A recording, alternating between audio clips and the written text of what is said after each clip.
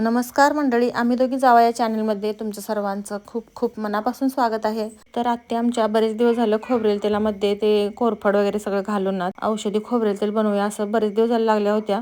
तर आज त्यांनी सकाळ सकाळी सगळं साहित्य गोळा केलं. सगळं साहित्य आमच्या घराच्या पाठीमागे म्हणजे परड्यात सगळं मिळालं.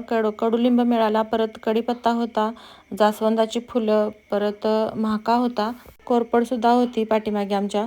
तर हे सगळं साहित्य घराच्या पाठीमागून आणलं आत्तीने आणि त्यामध्ये मेथीचे दाणेसुद्धा घातलेत.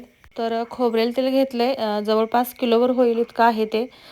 तर याच्यामध्ये कढीपत्ता किंवा कडुलिंब, जास्वंदाची फुलं, मेथीचे दाणे, परत महाका आणि कोरफड हे सगळं घातलं आहे आणि हे आता चांगलं तेलामध्ये शिजू द्यायचं आहे.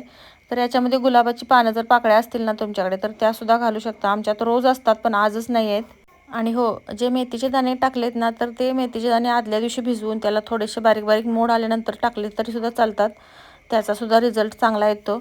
आम्ही हे दुसऱ्यांदा तेल बनवते. याच्यासुद्धा अगोदर बरेच दिवस झाले तेल बनवलं होतं, पण नंतर ते बनवायचं राहून गेलं, परत बनवलंच नाही. आत्तीच म्हटल्या की मीच बनवते, तर त्यानेच बनवायला घेतलं. आणि हे पहा, पूर्णपणे असं त्याच्यामधलं पूर्ण हिरवटपणा आहे ना त्या पाल्यामधला किंवा कढीपत्त्यामधला किंवा कडुलिंबामधला, कोरफडीमधला, हे सगळं त्याच्यामध्ये शिजवल्यानंतर पूर्ण हिरवगार तेल झालं पाहिजे इतपत ते शिजवायचं. आणि थंड झाल्यानंतर एखाद्या डब्यामध्ये किंवा भरणीमध्ये हे आपण भरून ठेवायचं आणि आपल्याला वापरण्यासाठी एका छोट्याशा डब्यामध्ये बाजूला काढलं तरी सुद्धा चालतं. आणि आठवड्यातून 2 ते 3 वेळा हे तेल लावायचं. मागच्या वेळी आम्ही केलं होतं त्यावेळी रिझल्ट बऱ्यापैकी आला होता, म्हणजे थोडेसे गळायचे केस कमी झाले होते.